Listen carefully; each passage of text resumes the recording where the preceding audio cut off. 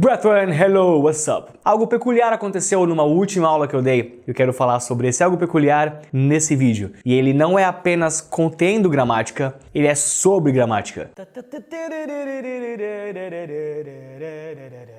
Então agora eu quero falar sobre substantivos, verbos, advérbios, adjetivos, todos eles. Acho que esse vai ser o nome, só substantivos, verbos, advérbios, adjetivos e tudo mais. So here we go. Então, o que aconteceu? Em uma aula do Skype que eu tinha, eu tive que explicar uma das coisas mais difíceis que eu já inventei. Era a ideia de explicar por que where are you from, por exemplo, é uma frase que tem from no fim da oração, enquanto no português teria o de no começo. Essa discrepância é uma coisa pela qual eu inventei uma regra meio matemática e meio difícil. E toda vez que eu explico ela, fica complicado e raramente os alunos pegam de primeira. Nós temos que fazer exemplo após exemplo até que eles comecem a pegar a ideia. Só que daquela vez, eu estava um pouco inspirado, eu comecei a falar sobre gramática pura. E para falar sobre gramática pura, eu tive que usar termos gramáticos, coisas como preposição, pronome interrogativo e assim vai. Para que eu pudesse usá-los, eu tinha que explicá-los. Então eu acabei fazendo um caminho gigante ao redor daquela regra, que é uma coisa que quem me conhece sabe que eu não tenho problema nenhum em fazer. Eu expliquei todos os termos e o que eles significavam, e aí com esse vocabulário, o aluno conseguiu muito mais facilmente ler aquela regra. Foi a primeira vez que ele acertou as frases exemplo de primeira, sem ter errado para depois acertar. Eu fiquei muito impressionado. Eu gostaria então de compartilhar com vocês o que aquele momento me ensinou. A importância do estudo em gramática e o porquê que nós achamos que é chato, quando não deveríamos achar. Mas achamos por causa do sistema educacional. Vai ser algo mais ou menos assim. So here we go. Aqueles de vocês que são programadores estão muito familiares com a seguinte verdade. Os termos de programação não foram feitos por pessoas super inteligentes para ferrar com a gente e atrapalhar o nosso estudo. Todas as palavras em programação foram usadas, implementadas, criadas da maneira que mais facilmente diria o que elas fazem. Ao fechar uma janela, você aperta close. A forma do if e then. Se isso acontecer, então isso acontece. Se você entende programação, eu entendo muito pouco, mas eu sei pelos meus alunos, você entende que os termos que eles inventaram foram feitos da maneira mais facilitadora possível, para que a pessoa pudesse saber o que eles significam de primeira e não ter confusão. É feito para ajudar. Essa terminologia é toda usada como ferramenta para facilitação do trabalho de um programador. O idioma é a mesma coisa. As pessoas que inventaram essas palavras para dizer o que elas significam, queriam, através dos nomes que elas inventaram, garantir que a pessoa que estivesse ouvindo ou lendo soubesse de primeiro o que a coisa é. E não é muito difícil perceber isso quando você olha para os nomes. Mas o problema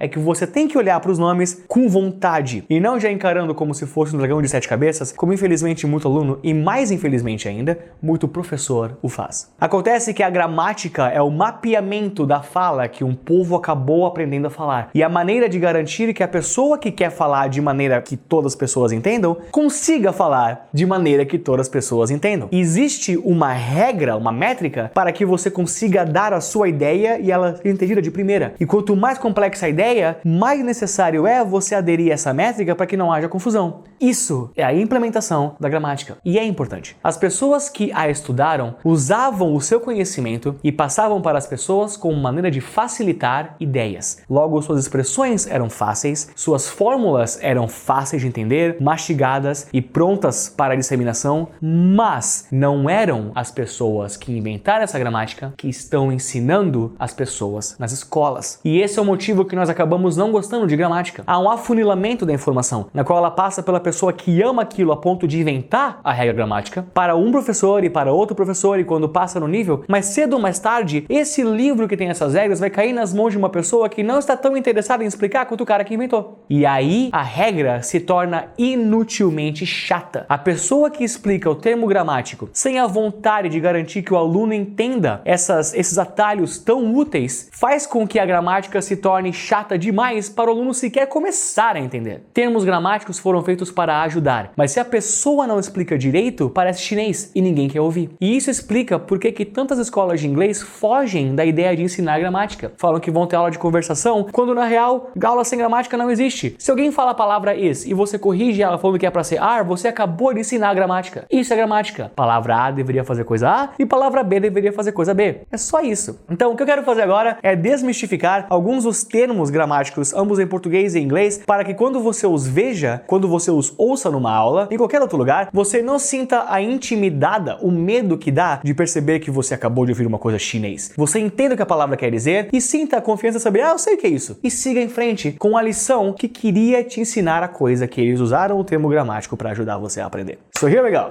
Substantivo, em inglês noun. Substantivo tem a palavra substan nela, de substância.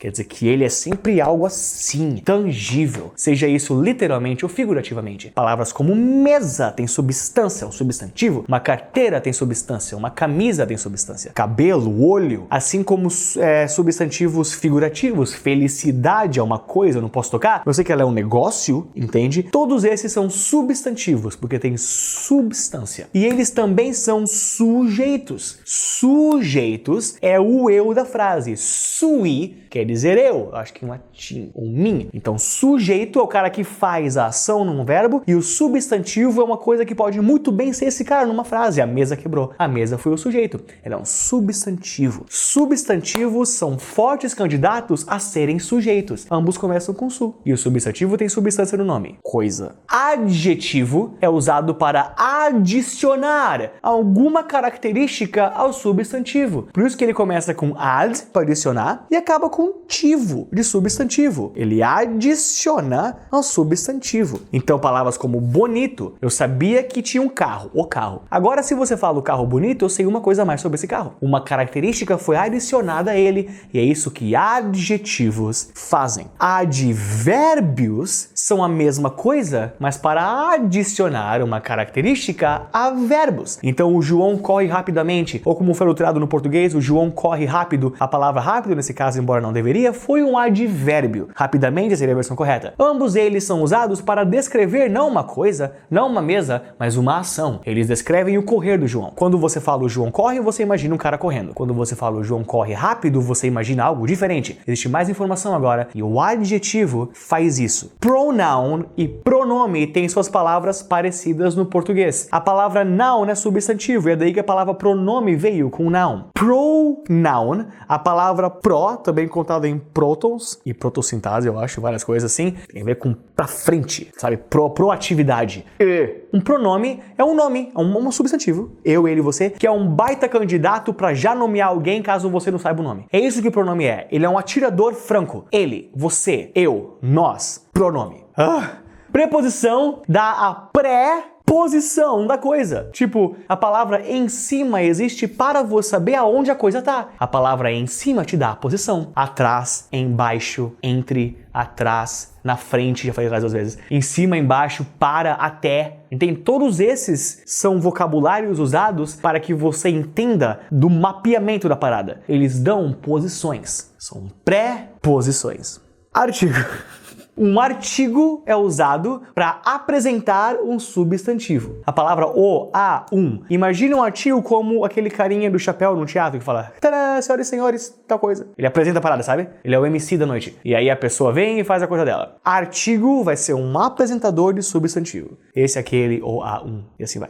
Acho que é só. Entendem? Os significados dessas palavras são importantes. Quando você sabe o que eles fazem, fica muito mais fácil explicar a regra de gramática pra você. E quando eu fui no fundo do poço em gramática pra ensinar aquela regra, eu fiquei surpreso com o quão eficaz foi. Então, se você for aluno de inglês, tire um segundinho para ver esse vídeo e tentar entender por que as coisas foram nomeadas como foram. Porque vai ajudar você em toda a sua vida com qualquer idioma. É a chave pra ler um mapa cheio de símbolo que você não entende. Sabe quando você joga um videogame e tu abre o mapa do mundo e tem tipo um burro, tem um corvo, tem um mapinha, tem um livro, tu não sabe o que é isso, né? Aí tu aperta o key e aparece essas coisas. Gramática é isso pra comunicação. É massa, vale a pena. No curso de inglês mrmaia.com.br você encontra todos os ensinamentos de gramática que você esperaria ter de pessoas que amam gramática como nós. Dê uma olhada lá, os capítulos 1 e 2 são grátis, você pode fazê-lo. O próprio site demonstra pra você se você acertou ou errou respostas, é muito legal, uma galera tá usando. Vários meus alunos do Skype estão usando, sou muito feliz com o resultado. Se você estiver interessado, gostado, dê uma olhada, pode muito ajudar você a conseguir suas metas de inglês. Se quiser ter aulas particulares comigo por Skype, deem um contato inbox no meu Facebook, facebook.com/thismrmaiapage, THISMRMAIAPAGE. Você vai poder falar comigo lá e a gente conversa sobre horários e valores. Tá muito legal ensinar vocês, é um trabalho que eu não quero parar de fazer nunca. Isso é isso, guys. I'm Mr. Maia, behind the camera is Mr. Borba. Ah, sim, meu canal de música, facebook.com/cigarramusic ou youtube.com/cigarra, mas eu tô mais no Facebook mesmo, tá? É o trabalho de música que eu tô fazendo sozinho e eu geralmente não falo, mas já que vocês são fãs do YouTube, tô aqui é uma cara, você merece saber. Isso é isso agora, né? Alright, I'm Mr. Maia, behind the camera is Mr. Borba. Peace, stay strong.